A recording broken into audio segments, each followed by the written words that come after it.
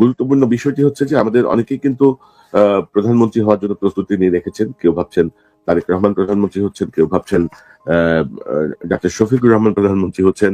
মন্ত্রী পরিষদের তালিকা এই ২ দলের মধ্যেই খসড়া হয়ে আছে।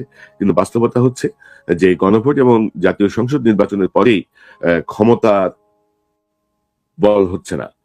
যেহেতু ডক্টর ইউনূস সরকারের ক্ষমতার কোনো মেয়াদ নাই, এমন কোনো বাধ্যবাধকতাও নাই যে তাকে ক্ষমতা থেকে সরে যেতে হবে বা এতদিনের মধ্যে তাকে নতুন করে সরকার কি বলবো? নতুন সরকারের কাছে দায়িত্ব বুঝিয়ে দিতে হবে। তো গণপরিষদের নির্বাচন আসলে হচ্ছে এবং জাতীয় সংসদ নির্বাচনের নামে গণপরিষদের নির্বাচন হচ্ছে এবং আগে সংবিধান সংস্কার হবে, সকল কিছু হবে। তারপরে যে হবে আ মানে কি বলবো? তারপরে কি হবে সেটার ব্যাপারে আসলে কোনো নির্দেশনা নাই। এবং আমি যদি আপনাদেরকে এই সংক্রান্ত যে অধ্যাদেশ, সেই অধ্যাদেশটা থেকে যদি একটু পড়ে শোনাই, আ সেটি হচ্ছে আমি যদি দেখাই আমাদেরকে, এটি হচ্ছে অধ্যাদেশ। এই অধ্যাদেশটি হচ্ছে জুলাই জাতীয় সনদ সংবিধান সংস্কার বাস্তবায়ন আদেশ ২০২৫। এটি ১৩ই নভেম্বর ২০২৫ সালের জারি করা রাষ্ট্রপতির অধ্যাদেশ এবং এই অধ্যাদেশের ৪ নাম্বার পেজটা গুরুত্বপূর্ণ ৪, ৫, ৬। আমি যদি ৪ নাম্বার পেজের উল্লেখযোগ্য কয়েকটা অংশ পড়ি, গুরুত্বপূর্ণ অংশগুলো আমি হাইলাইট করে রেখেছি। আ আমি যদি পড়ি তাহলে আপনাদের বুঝতে সুবিধা হবে কেন আমরা বলছি যে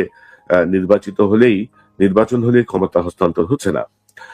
ধরেন সংবিধান সংস্কার পরিষদ গঠন, উহার কার্যাবলী ও বিলুপ্তি, গণভোটে উপস্থাপিত প্রশ্নের উত্তরে প্রদত্ত সংখ্যাগরিষ্ঠ ভোট হাসূচক হইলে এই আদেশ জারির অব্যবহিত পরে অর্থাৎ জাতীয় সংসদ নির্বাচনে নির্বাচিত প্রতিনিধিদের সম্বন্ধে একটি সংবিধান সংস্কার পরিষদ গঠন হবে, যা সংবিধান সংস্কার বিষয়ে সকল ক্ষমতা প্রয়োগ করতে পারবে এবং উক্ত নির্বাচনের যারা নির্বাচিত হবেন তারা একই সঙ্গে সংসদ সদস্য এবং একই সঙ্গে সংবিধান সংস্কার পরিষদের সদস্য হিসেবে দায়িত্ব পালন করবেন। অর্থাৎ অতীতে যেটাকে গণপরিষদ বলা হচ্ছিল, গণপরিষদের দ্বারা সংবিধান প্রণয়ন হয়। এখানে এটি হচ্ছে সংবিধান সংস্কার পরিষদের সদস্য, অর্থাৎ এমপিরাই সংবিধান সংস্কার পরিষদের সদস্য।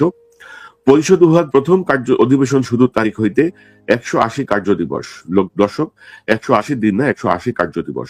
১৮০ কার্য দিবস মানে আপনারা জানেন যে বাংলাদেশে ২৬ দিনে হয় ১ মাস, অর্থাৎ ২৬ কার্য দিবসে এর মধ্যে ঈদের ছুটি, পূজার ছুটি, এই ছুটি, ওই ছুটি মিলিয়ে এই ১৮০ কার্য দিবস যে কত দিবসে যে শেষ হয় সেটি বলা মুশকিল।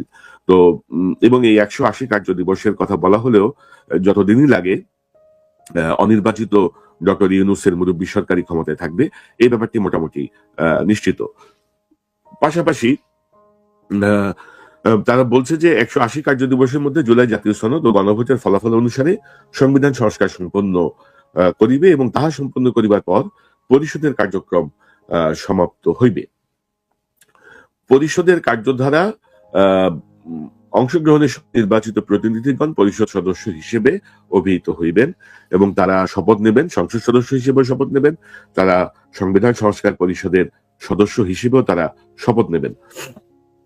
এবং ৯ নাম্বার ধারায় বলা হচ্ছে পরিষদের সভাপ্রধান।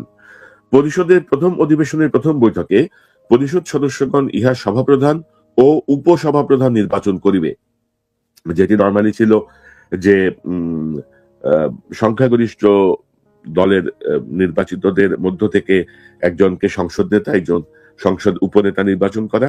সংসদ নেতা যিনি তিনি প্রধানমন্ত্রী হিসেবে শপথ নেন এবং এক প্রথম অধিবেশনে সাধারণত বিরোধী দলের নেতাও নির্বাচন করা হয় এবং এই সভাপ্রধান এবং উপসভাপ্রধান তারাই আসলে কার্যপ্রণালী বিধি অনুযায়ী এই সংস্কার পরিষদের কার্যক্রম পরিচালনা করবেন।